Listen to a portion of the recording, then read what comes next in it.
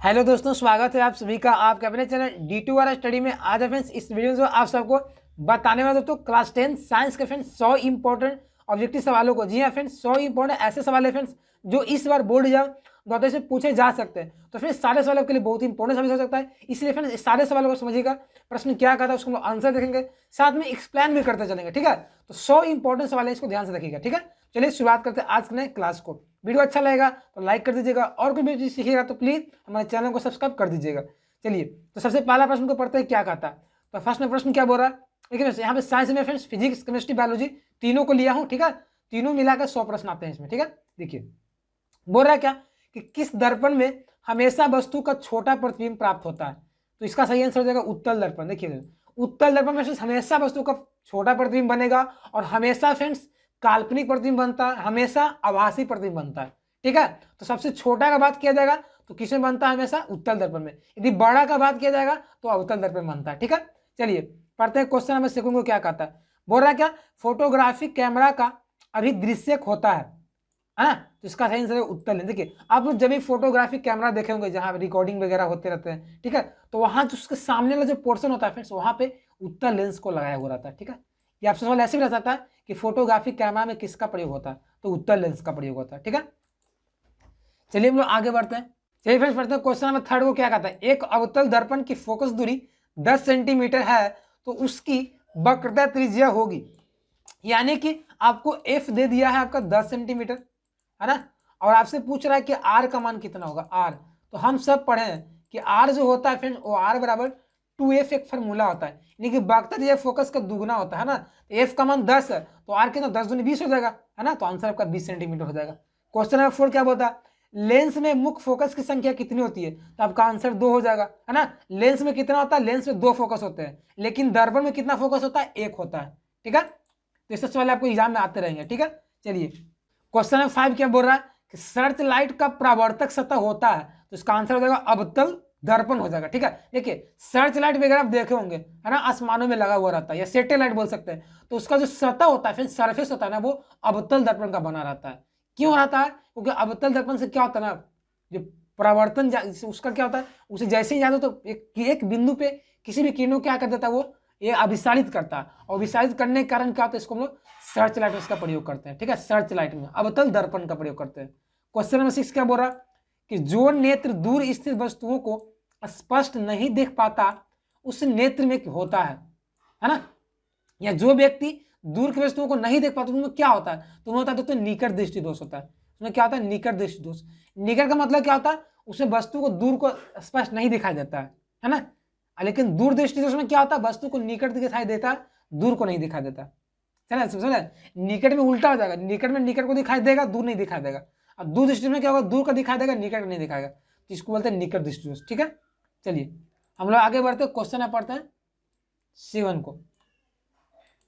प्रश्न क्या बोल रहा है हमारा 7 नंबर कि चंद्रमा पर खड़े अंतरिक्ष यात्री को आकाश प्रतीत होता है, तो इसका आंसर सही हो जाएगा काला हो जाएगा। ठीक है, चंद्रमा पर से यही वस्तु कोई व्यक्ति देखेंगे किसी वस्तु को या पृथ्वी पर के, तो आकाश उनको काला दिखाई देगा। ठीक है, क्योंकि वहां पे प्रकीर्णन की क्रियाएं नहीं होती है। क्वेश्चन नंबर 8 क्या बोल रहा है, स्पेक्ट्रम में किस रंग का कारण विचलन या झुकाव सबसे कम होता है। ठीक है, किस रंग का विचलन या झुकाव कम होता है, तो आपका आंसर हो जाएगा लाल। ठीक है, क्यों होता है, क्योंकि लाल का तरंग ज्यादा होता है, लाल का तरंग ज्यादा होता है, इसलिए इसका झुकाव कम होता है ना। क्वेश्चन नंबर 9 नंबर क्या बोल रहा है क्या कि आकाश क्या बोल रहा है कि आकाश का रंग नीला प्रतीत होता है। ठीक है, तो फ्रेंड्स इसका सही आंसर हो जाएगा आपका प्रकाश के प्रकीर्णन के कारण। ठीक है, यहाँ पे प्रकीर्णन हो जाएगा, याद रखिएगा। मैं बहुत बार आपको बताया हूँ कि प्रकाश का प्रकीर्णन आखिर होता क्या है। देखिए दोस्तों, प्रकाश का प्रकीर्णन में क्या होता है ना, प्रकाश की किरणें क्या होता है, जैसे छोटे छोटे कण या धूल कण से क्या होता है ना, विचलित हो जाता है। जैसे मान लिया आसमान में आपका छोटे छोटे धूल कण है, तो जैसे ही इस जो प्रकाश की किरणें पड़ती है ना, तो सब अलग अलग डायरेक्शन में चले जाते हैं, तो उसी को क्या कहते हैं, प्रकाश का प्रकीर्णन करते हैं। ठीक है, तो इसका सही आंसर हो जाएगा। अगला 10 नंबर, नेत्र गोलक का व्यास लगभग होता है, तो आपका आंसर जाएगा 2.3 सेंटीमीटर। जो हम लोग का फ्रेंड्स नेत्र देखते हैं ना, नेत्र जो उसमें दोस्तों लेंस जो लगा रहता है ना, लेंस उसका यदि गोला का पूरा व्यास देखा जाए ना, नेत्र गोलक का इसका डायामीटर इसका, तो उसका दोस्तों होता है 2.3 सेंटीमीटर होता है, जो बहुत बार सवाल एग्जाम में आए हुए हैं। ठीक है, इसको ध्यान में रखिएगा। चलिए आगे बढ़ते हैं, क्वेश्चन नंबर 11 को पढ़ते हैं क्या कहता।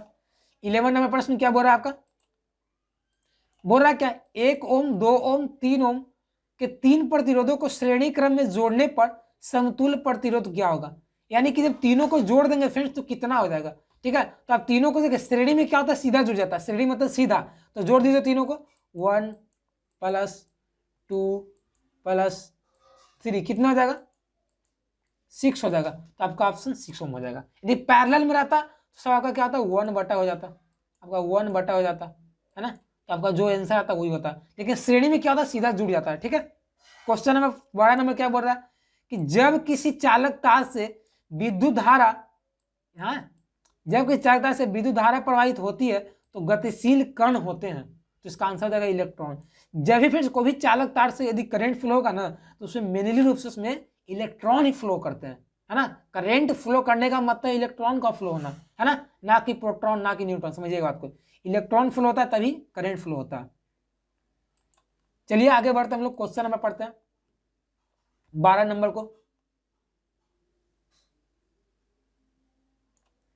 ठीक है, चलिए पढ़ते हैं क्वेश्चन नंबर क्या, 13 नंबर को। क्या प्रश्न क्या बोल रहा है कि विद्युत हीटर की कुंडली में किसका प्रयोग होता है या किसका प्रयोग किया जाता है। ठीक है, विद्युत जो हीटर होता है फ्रेंड उसमें किसका प्रयोग किया जाता है, तो आपका हो जाएगा नाइक्रोम का तार, है ना। नाइक्रोम में क्या आता है, तो निकेल रहता है, कोबाल्ट रहता है आपका, है ना, क्रोमियम रहता है, तो सब मिलाया हुआ रहता है। तो विद्युत हीटर का जो हम लोग प्रयोग करते हैं ना, घर में खाना बनाने कोई प्रयोग करते हैं विद्युत हीटर का, तो उसमें नाइक्रोम जनरली रहता है। ठीक है, अगला क्वेश्चन नंबर 14 क्या बोलता है कि किलोवाट घंटा का व्यवहारिक मात्रक क्या होता है, यानी व्यवहारिक का मतलब कमर्शियल, तो इसका हो जाएगा यूनिट, है ना। किलोवाट जो घंटा होता है आपका पढ़ देखे होंगे, KWH हम इसको डिनोट करते हैं, तो इसका क्या होता है यूनिट, भी इसी को बोलते हैं। इसको क्या बोलते हैं हम लोग, इसको यूनिट बोलते हैं। ठीक है, अगला क्वेश्चन है 15 क्या बोल रहा है फ्रेंड्स कि 1 मिली एम्पियर कितना बराबर होता है, 1 मिली एम्पियर कितना होता है। ठीक है, 1 मिली एम्पियर कितने के बराबर होता है यहाँ पे जाएगा। ठीक है, तो इसका आंसर जाएगा 10⁻³ एम्पियर।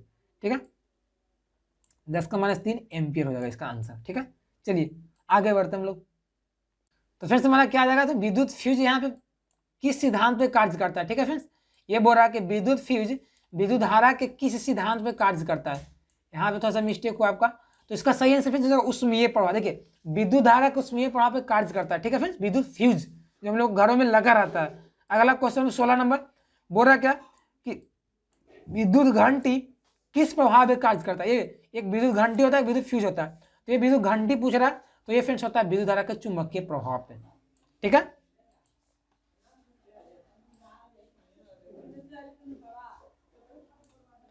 अगला फ्रेंड्स हमारा क्वेश्चन नंबर 17 नंबर क्या बोल रहा क्या कि भारत में उत्पादित प्रत्यावर्ती विद्युत धारा की आवृत्ति होती है। भारत में जो हम लोग को जनरेट करते हैं अल्टरनेटिव करंट, उसका आवृत्ति कितना होता है, उसका फ्रीक्वेंसी पूछा जा रहा है आपसे। तो उसका सही हो जाएगा 50 हर्ट्ज। मैंने बताया था 50 हर्ट्ज और 220 वोल्टेज हम लोग के अल्टरनेटिव करंट का ये होता है, स्टैंडर्ड वैल्यू होता है। अगला क्वेश्चन नंबर 17 नंबर 18 नंबर हो जाएगा, क्या बोल रहा है कि विद्युत चुंबकीय प्रेरण की खोज किसने की थी, तो माइकल फैराडे साहब ने। ठीक है, ये खोज किए थे। ये सारे फ्रेंड्स आपको वन लाइनर सवाल एग्जाम में आ सकते हैं। ठीक है, इसलिए इसको ध्यान में रखिएगा। ठीक है, डायरेक्टली आप पूछे जा सकते हैं। क्वेश्चन नंबर 18 क्या बोल रहा है कि डायनमो के द्वारा बदला जाता है, तो इसका हो जाएगा आंसर आंतरिक ऊर्जा को विद्युत ऊर्जा में। ठीक है, डायनमो या बोलेगा फ्रेंड्स आपको ये विद्युत जनरेटर बोलेगा, तो दोनों का आंसर सेम ही होगा। क्या करता है ये यांत्रिक ऊर्जा को विद्युत ऊर्जा बदल देता है, मैकेनिकल एनर्जी को इलेक्ट्रिक एनर्जी बदल देता है। ठीक है, क्वेश्चन नंबर 19 क्या बोल रहा है, चुंबकों को सजातीय ध्रुवों के बीच परस्पर क्या होता है, प्रतिकर्षण होता है। जैसे मान लीजिए आप दो को चुंबक लाते हैं, ठीक है, एक चुंबक ये हो गया, एक चुंबक ये हो गया, ठीक है, दोनों का मान लीजिए ये भी आपका नॉर्थ पोल है और ये भी आपका नॉर्थ पोल है, तो दोनों के बीच दोस्तों क्या होगा ना, प्रतिकर्षण होगा, रिपल्सन होगा, एक दूसरे को ठेलेगा, है ना, अपोजिट डायरेक्शन में, तो इसका आंसर हो जाएगा। चलिए आगे बढ़ते, क्वेश्चन नंबर 20 को पढ़ते हैं, क्या कहता है। क्वेश्चन नंबर 20 को पढ़ते हैं, क्या कहता है। प्रश्न क्या बोल रहा है कि किसी छड़ चुंबक के अंदर चुंबकीय क्षेत्र की दिशा क्या होती है। किसी भी छड़ चुंबक के अंदर जो रेखा होते हैं, चुंबकीय क्षेत्र रेखाएं होते हैं, उनका डायरेक्शन कैसा होता है भाई, ये पूछा जा रहा है। तो इसका आंसर हो जाएगा दक्षिणी ध्रुव से उत्तरी ध्रुव, याद कर लीजिए, दक्षिणी ध्रुव से उत्तरी ध्रुव की ओर होता है। ठीक है, दक्षिणी ध्रुव से उत्तरी ध्रुव की ओर होता है। अगला 21 नंबर क्या बोला जा रहा है कि ऊर्जा का सबसे अधिक प्रत्यक्ष एवं विशाल स्रोत क्या है? ठीक है, यहाँ पे क्या हो जाएगा? अधिक एवं विशाल, अधिक एवं विशाल स्रोत क्या है? ऊर्जा का सबसे बड़ा स्रोत, तो आपका हो जाएगा सन। जो हमारे सन है यूनिवर्स के, वो सबसे बड़े ऊर्जा के स्रोत माने जाते हैं। ठीक है, क्योंकि उनमें इतना एनर्जी है कि खत्म हो ही नहीं सकता है। जो नाभिकीय संलयन से उसमें उत्पन्न हो रहा है लगातार। अगला फ्रेंड्स हमारा क्वेश्चन नंबर है 22 नंबर। क्या प्रश्न क्या बोल रहा है कि पवनों का देश किसे कहा जाता है? पवनों का देश किसे कहा जाता है? तो आपका आंसर डेनमार्क हो जाएगा। डेनमार्क फ्रेंड्स पवनों का देश, क्योंकि वो फ्रेंड्स डेनमार्क जो ऐसा देश है फ्रेंड्स, वो मैक्सिमम जो होता है ना अपना इलेक्ट्रिक करेंट जो मेगावाट के रूप में, वो हमेशा पवन के द्वारा ही प्राप्त करता है ना। वहाँ पवन चक्की के द्वारा बहुत सारा वो मेगावाट में विद्युत उत्पादन करता है, इसलिए उसको पवनों का देश कहा जाता है। ठीक है, अगला क्वेश्चन नंबर 23 नंबर बोला क्या? गोबर गैस किस प्रकार की है? किस प्रकार गैस है? तो इसका आंसर हो जाएगा आपका दोस्तों बायोगैस, है ना। इसका आंसर क्या हो जाएगा? बायोगैस हो जाएगा।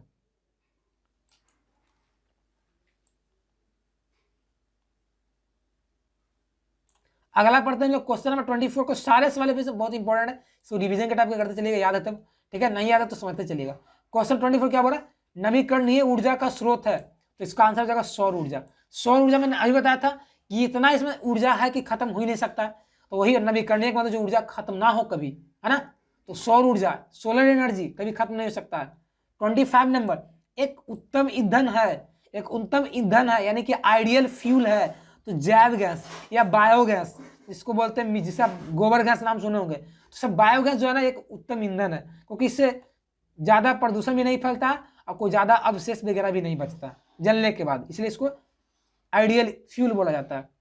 26 नंबर प्रश्न क्या बोल रहा है? टिहरी बांध किस नदी पर है?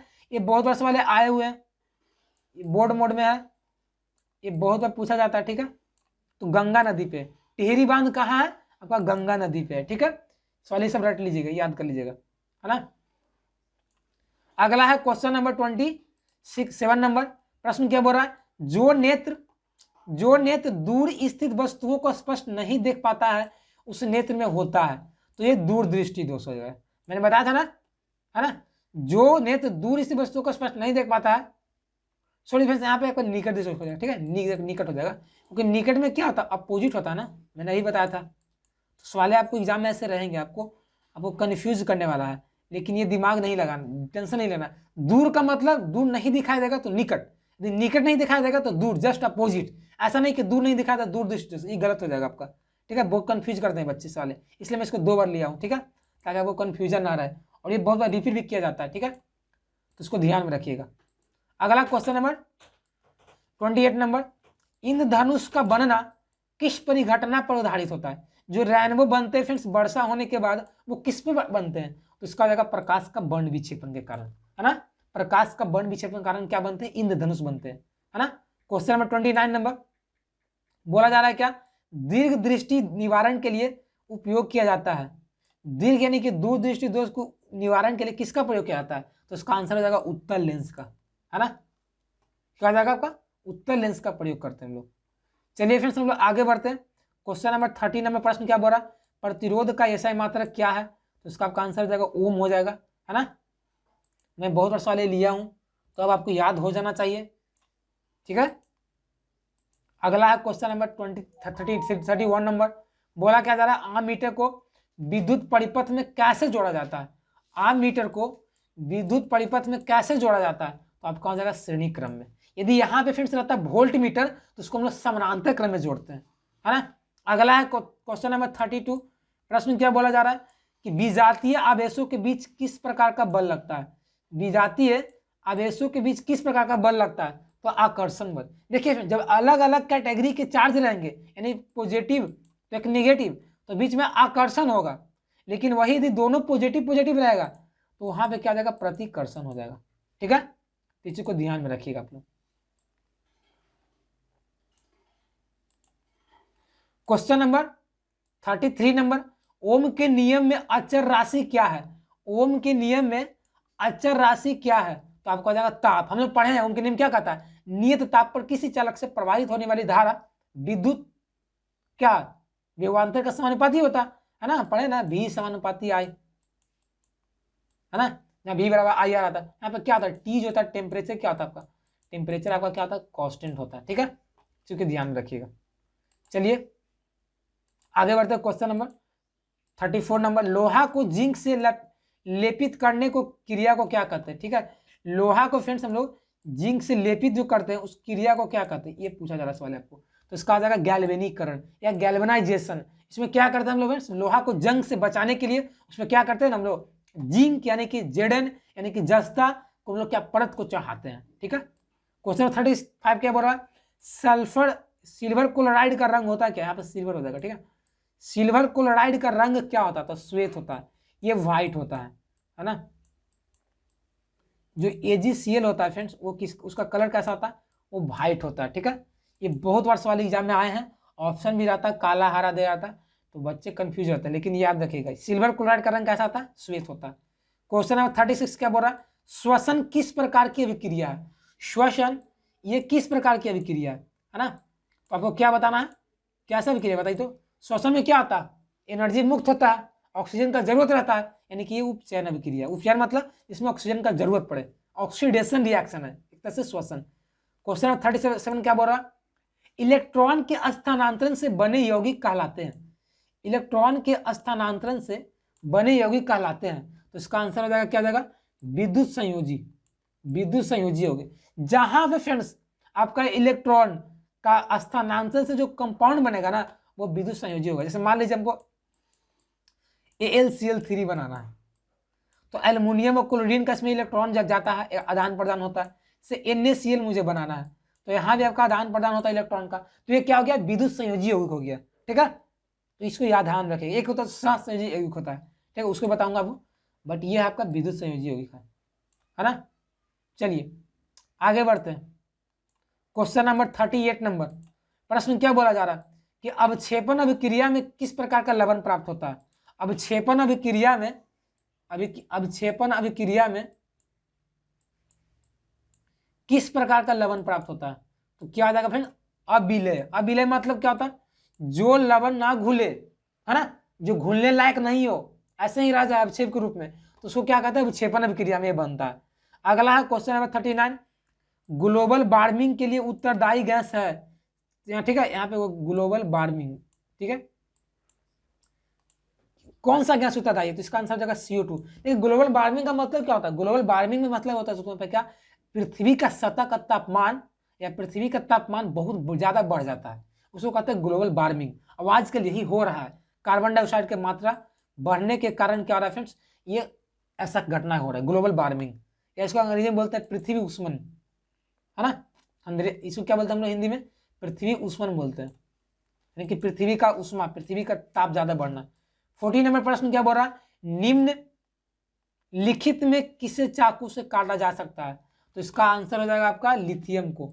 देखिए लिथियम को भी फ्रेंड्स काटा जा सकता है, और साथ साथ हम लोग सोडियम को भी काट सकते हैं, ठीक है, तो इसको हम लोग यहाँ पे आंसर हो जाएगा, ठीक है, किसे, तो लिथियम को हम लोग काट सकते हैं चाकू से, बहुत ही मुलायम होता है, ठीक है, बहुत ही मुलायम होता है ये।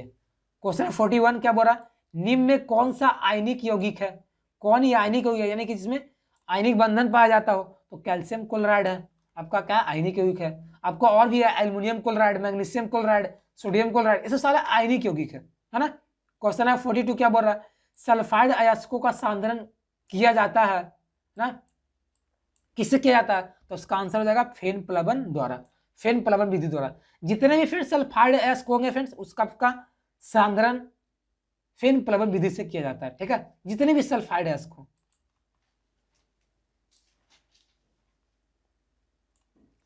अगला है फ्रेंड्स हमारा क्वेश्चन नंबर 43 नंबर, क्या बोला जा रहा है कि साधारण गंधक किस आणविक रूप में पाया जाता है ना, तो इसका आपका आंसर हो जाएगा S8 के रूप में, है ना।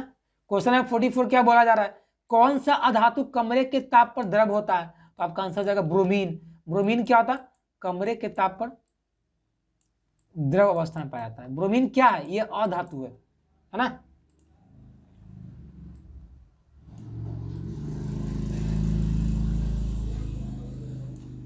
अगला है क्वेश्चन नंबर 45 नंबर, प्रश्न क्या बोला जा रहा है,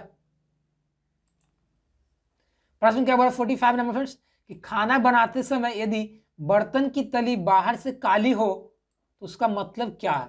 तो इसका आंसर हो जाएगा ईंधन पूरी तरह से नहीं जल रहा हो। देखिए कभी कभी खाना बनता रहता है, ठीक है, तो वहां पे क्या होता है फ्रेंड्स ना, काला हो जाता है, बर्तन के नीचे काला बन जाता है, तो उसका मतलब ये होता है फ्रेंड्स कि ईंधन जो है ना अच्छा से नहीं जल रहा है ना, कच्चा ईंधन होगा, ठीक है, तो इसका मतलब ये होता है। 46 नंबर का क्या प्रश्न क्या बोल रहा है? सरलतम हाइड्रोकार्बन है, तो इसका आंसर हो जाएगा मेथेन, ठीक है, मेथेन हो जाएगा। इसका सूत्र क्या होता है मेथेन का? CH4 होता है, याद रखिएगा, ठीक है।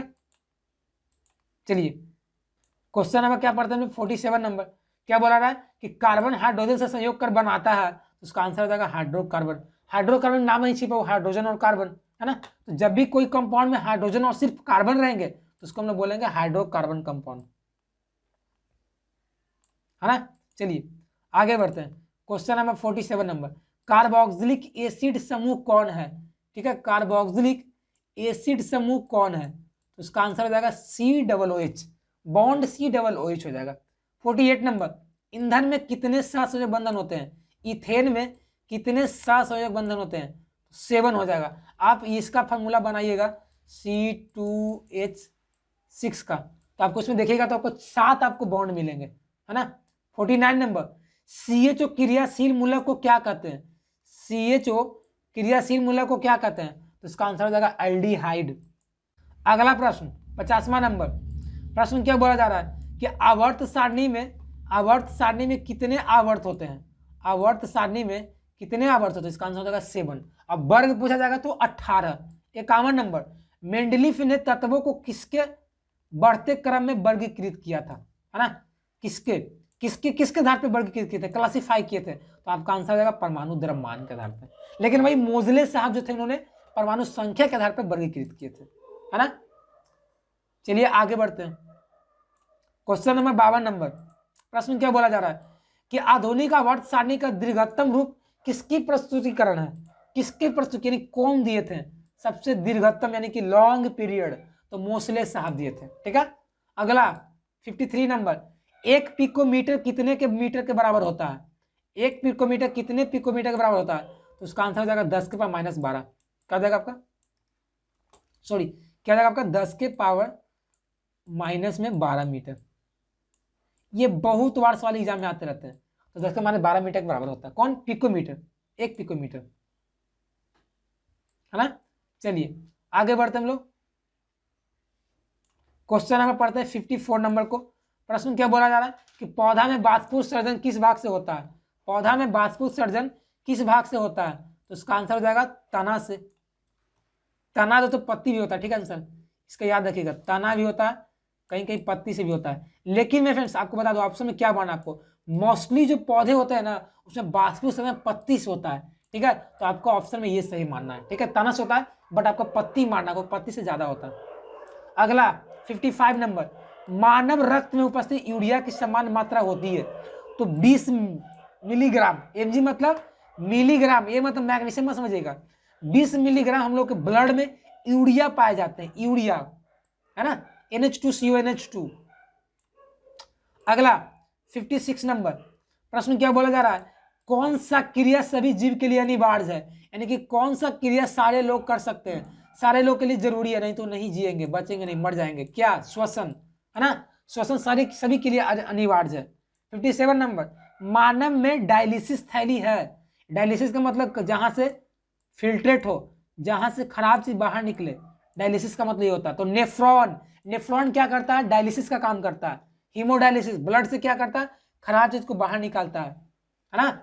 अगला 58 नंबर, प्रश्न क्या बोला जा रहा है, प्रश्न ये बोल रहा है कि मत्स्य का मुख्य श्वसन अंग है, मत्स्य मतलब मछली का सबसे श्वसन अंग है, तो गिल्स, गिल्स या गलफड़ा बोल सकते हैं इसको हम लोग, गलफड़ा से वो सांस लेता है मछली। अगला 59 नंबर, क्लोरोफिल वर्णक का रंग होता है, क्लोरोफिल वर्णक का रंग होता है तो हरा। आप लोग देखोगे पेड़ पौधे का रंग हरा होता है, पत्ती का रंग हरा होता है, तो सारा का सारा क्लोरोफिल के कारण होता है। 60 नंबर, निम्नलिखित में कौन उत्सर्जी अंग है? तो इसका सही हो किडनी हो जाएगा। किडनी आपको ऑप्शन में दिया रहेगा, अमाशय दिया रहेगा, अग्नाशय दिया रहेगा, तो वृकक जो है ना, किडनी जो है वो उत्सर्जी अंग है, क्योंकि ये खराब पदार्थों को बाहर निकालता है ना। अगला क्वेश्चन नंबर 61, प्रश्न क्या बोला जा रहा है, इथाइल अल्कोहल किस प्रकार के श्वसन में बनता है? तो इसका क्या आंसर हो जाएगा आपका अवायवीय श्वसन में। अवायवीय श्वसन में क्या बनता है? C2H5OH बनता है, जिसको हम लोग कहते हैं इथाइल अल्कोहल, है ना। अगला फ्रेंड्स पढ़ते हैं क्वेश्चन नंबर 62 को। क्या बोलता है? बोला क्या पादप में जाइलम उत्तरदायी है। पादप में जाइलम उत्तरदायी हो तो जल का वहन के लिए। पेड़ पौधों में जल जो जाते हैं फ्रेंड्स, जल का ट्रांसपोर्टेशन होता है वो जाइलम से होता है। अब फल जो भोजन का परिवहन फ्लोएम से होता है। 63 नंबर, मानव हृदय का औसत प्रकुंचन दाब लगभग होता है तो 120 mmHg। ये क्या है? ये दाब का ये मात्रक होता है, तो 120 mmHg होता है, ठीक है। ये क्या होता है? दाब होता है। एक और होता है दोस्तों, ये टोटल होता है, टोटल दोस्तों ये होता है 120/80 होता है प्रकुंचन दाब, है ना, और क्रमाकुंचन दाब, दो दाब होता है। अगला फ्रेंड्स पढ़ते हैं क्वेश्चन 66 को। क्या बोल रहा है कि वृक्क के रचनात्मक एवं संरचनात्मक इकाई को क्या कहते हैं? वृक्क के संरचनात्मक एवं क्रियात्मक इकाई को क्या कहते हैं? तो का आंसर हो जाएगा नेफ्रॉन, ठीक है। जो कि एक किडनी में कितना नेफ्रॉन पाए जाते हैं?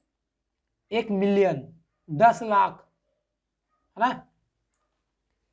अगला क्वेश्चन नंबर 67 नंबर प्रश्न क्या बोल रहा है? रक्त का थक्का बनाने में सहायक होता है, तो का आंसर हो जाएगा रक्त बिंबाणु, या इसको बोलते हैं प्लेटलेट्स। तो रक्त जो बिंबाणु होता है वो क्या करता है? थक्का बनाता है ब्लड को। 68 नंबर, अमाशय के अग्रभाग को क्या कहते हैं? तो आंसर हो जाएगा कार्डियक। क्या हो जाएगा आपका? कार्डियक हो जाएगा, ठीक है। क्वेश्चन नंबर पढ़ते हैं 69 नंबर को। प्रश्न क्या बोला जा रहा है? पढ़िए जरा। प्रश्न बोल रहा है फ्रेंड्स आपका 69 नंबर कि मनुष्य के आहार नाल की कौन सी रचना अवशेषी अंग है, मतलब जिसका कोई काम ना हो, बेकार हो, ऐसे अवशेष के रूप में पड़ा हो, तो उसका आंसर हो जाएगा अपेंडिक्स। आप लोग नाम सुने होंगे अपेंडिक्स का नाम, जिसको कोई काम ही नहीं होता शरीर में, बस ऐसे ही रहता है, तो यह अवशेषी अंग है। 70 नंबर, निम्नलिखित में किस छिद्र द्वारा ग्रसनी ग्रास नली से जुड़ा होता है? तो आपका आंसर हो जाएगा निगल द्वार द्वारा। क्या हो जाएगा? निगल द्वार द्वारा, है ना, ये जुड़ा रहता है ग्रसनी। अगला फ्रेंड्स पढ़ते हैं क्वेश्चन नंबर 71 नंबर। क्या बोला जा रहा है कि हार्मोन स्रावित होता है, हार्मोन स्रावित होता है, तो इसका आंसर हो जाएगा अंतःस्रावी ग्रंथि से। क्या हो जाएगा आंसर इसका? अंतःस्रावी ग्रंथि से। चलिए हम लोग पढ़ते हैं क्वेश्चन नंबर 72 को। क्या बोला जा रहा है? थायरोक्सिन का स्रवण कहां से होता है? तो इसका आंसर हो जाएगा थायराइड द्वारा। 73 प्रश्न क्या बोला जा रहा है? दो तंत्रिका कोशिका के बीच खाली स्थान को क्या कहते हैं? दो तंत्रिका कोशिका के बीच खाली स्थान को क्या कहते हैं? तो इसका आंसर हो जाएगा सिनेप्टिक दरार। क्या हो जाएगा? सिनेप्टिक दरार या सिनेप्स बोलते हैं इसको अंग्रेजी में।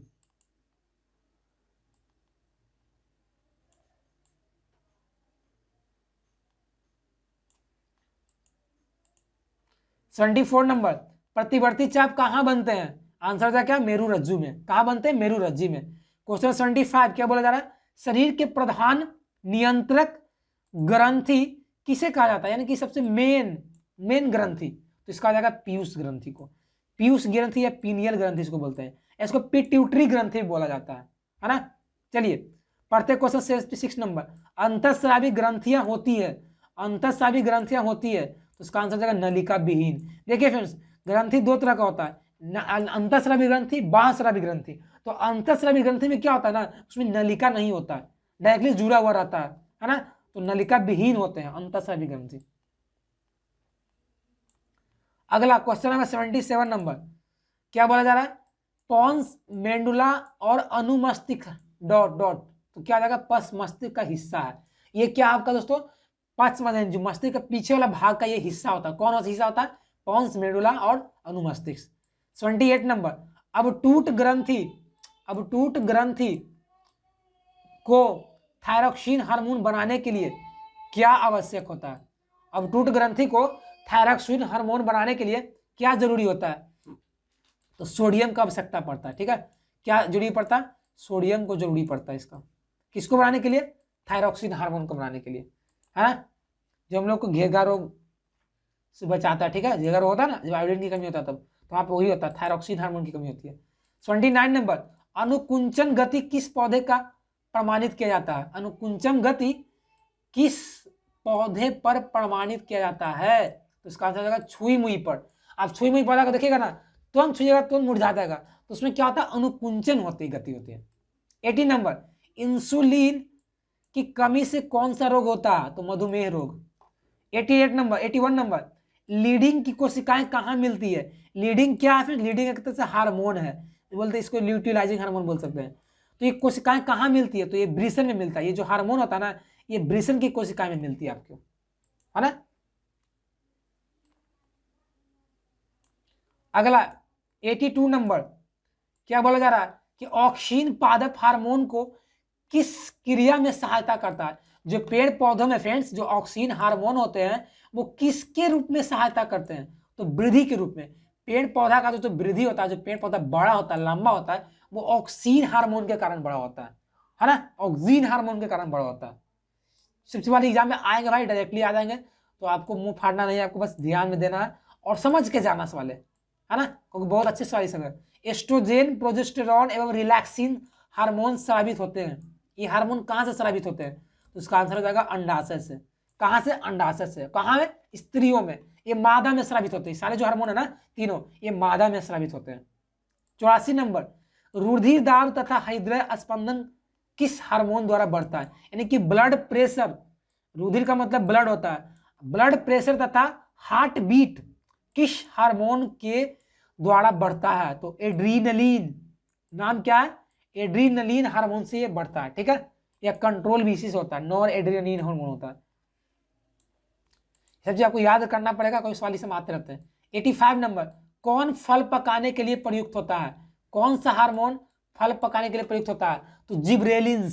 इसका आंसर क्या आ जाएगा आपका, जिब्रेलिन्स हो जाएगा। 86 नंबर, पुष्पी पादपों में लैंगिक जनन होता है, पुष्पी पादपों में लैंगिक जनन होता है तो फूलों द्वारा, है ना। 87 नंबर, नर युग्मक एवं मादा युग्मक के संलयन को क्या कहते हैं, तो इसका आंसर हो जाएगा आपका निषेचन, ठीक है। नर यानी कि शुक्राणु, मादा यानी कि अंडाणु, इसको संलयन को क्या कहते हैं हम लोग, निषेचन कहते हैं। 88 नंबर, निम्नलिखित में कौन सा एक लिंगी पादप है, कौन सा एक लिंगी पादप है, यानी कि जिसमें बस एक लिंग हो, मादा या नर भाग, तो पपीता जो एक लिंगी पादप है। 89 नंबर, मुकुलन द्वारा प्रजनन किसमें होता है, मुकुलन द्वारा प्रजनन किसमें होता है, तो ईस्ट में। ईस्ट में क्या होता है, मुकुलन द्वारा अलैंगिक रिप्रोडक्शन होता है। 19 number, the origin of species नामक पुस्तक किसने लिखी थी, ये बहुत बार आया भाई, ये याद कर लेना, कुछ याद करो नहीं याद करो, लेकिन याद कर लेना, इस बार भी आया है क्योंकि बहुत बार पूछा जाता है, ये फिक्स है। ये बुक का नाम, तो डार्विन जो साहब थे उन्होंने ये बुक का लिखे थे। डार्विन साहब क्या लिखे थे, द ऑरिजिन ऑफ स्पेसीज, है ना। अगला 91 नंबर प्रश्न क्या बोला जा रहा है कि मनुष्य में कितने जोड़े गुणसूत्र पाए जाते हैं, मनुष्य में कितने जोड़े गुणसूत्र पाए जाते हैं, कितने जोड़े, तो बताता हूं 23 जोड़ा। टोटल नंबर कितना होता है, टोटल आपका 46 होता है, और ऐसे कितना 23 जोड़ा। 92 नंबर, कीटों के पंख चमगादड़ के पंख के किस तरह अंग है, कीट का देखिएगा पंख और चमगादड़ का पंख, वो दोनों एक दूसरे से सेम ही लगता है, बट फंक्शन भी सेम ही है, बट दोनों का ओरिजिन अलग तरह से हुआ है, तो उसको हम लोग बोलते हैं समवृद्धि अंग, एक समजात अंग होता है ना। तो कीट का पंख और चमगादड़ का पंख क्या सा अंग है, समवृद्धि अंग है। अगला 93 नंबर पढ़िए, बहुत अच्छा प्रश्न सारा लिया गया, इसको ध्यान से देखिएगा, ठीक है।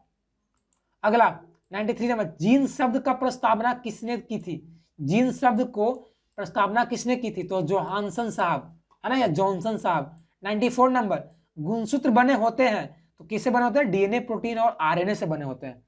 95 नंबर, कोशिका में अनुवांशिक पदार्थ है, कोशिका में जेनेटिक पदार्थ है, अनुवांशिक पदार्थ है, तो इसका आंसर हो जाएगा डीएनए। डीएनए का पूरा नाम क्या होता है, डायऑक्सी, डायऑक्सी क्या होता है, डायऑक्सी न्यूक्लिक एसिड होता है ना, डाइराइबोक्सी न्यूक्लिक एसिड होता है, ठीक है, डाइराइबोज न्यूक्लिक एसिड बोलते हैं इसको। डीएनए, डीएनए से क्या पता चलता है, अनुवांशिक गुण का पता चलता है, ठीक है। डीएनए में क्या होता है आपका पता ना, डीएनए क्या होता है, द्विकुंडलिनी संरचना होता है, ठीक है, डीएनए। 96 नंबर प्रश्न क्या बोला जा रहा है आपका, बोला कि मेंडल ने अपने प्रयोग के लिए किस पौधे को चुना था, मेंडल जो साहब थे फ्रेंड्स वो अपने प्रयोग के लिए किस पौधे को चुने थे, तो इसका आंसर हो जाएगा मटर का पौधा थे, मटर को चुने थे, ठीक है, याद करिए। कितने साल, 7 साल से प्रयोग किए थे। अगला 97 नंबर, मेंडल ने अपने प्रयोग के लिए कितने विकल्पी लक्षणों का अध्ययन किया था? मेंडल जो साहब थे फ्रेंड्स, जो मटर को चुना था उस पर कितना विकल्प वाला गुण लाया था, कितना लक्षण उस पर मिला था, है ना? तो 7 गुण मिले थे। बौना मटर, लंबा मटर, गोल बीज वाला मटर, झुरीदार बीज वाला मटर, पीला वाला, हरा वाला, है ना? ये सब मिला था ना। तो ये सब क्या गुण है? गुण है मटर का। अगला 98 नंबर प्रश्न क्या बोला जा रहा है कि एकल संकर क्रॉस के फलस्वरूप लंबे एवं नाटे पौधे का अनुपात कितना था? तो 3:1 था फ्रेंड्स। लंबा पौधा और मोटा नाटा बौना पौधा का अनुपात 3:1 था। 99 नंबर, स्त्रियों में लिंग गुणसूत्र होते हैं तो कितना आता है? X होते हैं, ठीक है, ये लिंग गुणसूत्र हो गया। और पुरुष में कितना होता है? XY होता है। 100 नंबर प्रश्न क्या बोला जा रहा है? वंशागत नियमों का प्रतिपादन किसने किया था? है ना, वंशागत का। तो इसका आंसर क्या आ जाएगा? ग्रेगर जॉन मेंडल साहब, इनका पूरा नाम हुआ। इन्होंने क्या दिया था? वंशागति का नियम दिया था, है ना। तो ये पूरा दोस्तों ओवरऑल 100 प्रश्न थे जो फिजिक्स, केमिस्ट्री, बायोलॉजी से तीनों से लिए गए थे और सारे सवाल इस बार पूछे जा रहे हैं। तो आप जितने पढ़े ऑब्जेक्टिव उससे लेना देना नहीं है, इसमें से आपको कितना आता है ये मायने रखता है, क्योंकि सवाल इस पूरे पूछने का सामने बन रहा है, इसलिए ध्यान से देखिएगा, ठीक है। तो फ्रेंड्स कैसा लगा आज का वीडियो? अच्छा लगा ना, आप सबके लिए हेल्पफुल था तो प्लीज यार वीडियो को लाइक कर देंगे और चैनल को अभी तक सब्सक्राइब नहीं किए होंगे तो प्लीज मेरे चैनल को सब्सक्राइब कर दें। तो मेरे चैनल पे ऐसे ही लगातार वीडियो डाले जा रहे हैं आप सबकी तैयारी के लिए, ठीक है। तो चैनल को सब्सक्राइब कर हमसे जुड़कर अपने पढ़ाई को और भी अच्छा कर सकते हैं, ठीक है। इसलिए please subscribe this channel. And friends जैसे मैं यही कहूँगा कि प्लीज यार वीडियो को शेयर करें अपने दोस्तों के साथ, ताकि आपके दोस्त भी है पढ़ने वाले, वो भी सीखेंगे, वो भी सारे सवालों को जानेंगे, ठीक है। तो चलिए मिलते हैं नए वीडियो में, तब तक के लिए बने रहेगा। जय हिंद, जय Bharat, take care, bye, best of luck.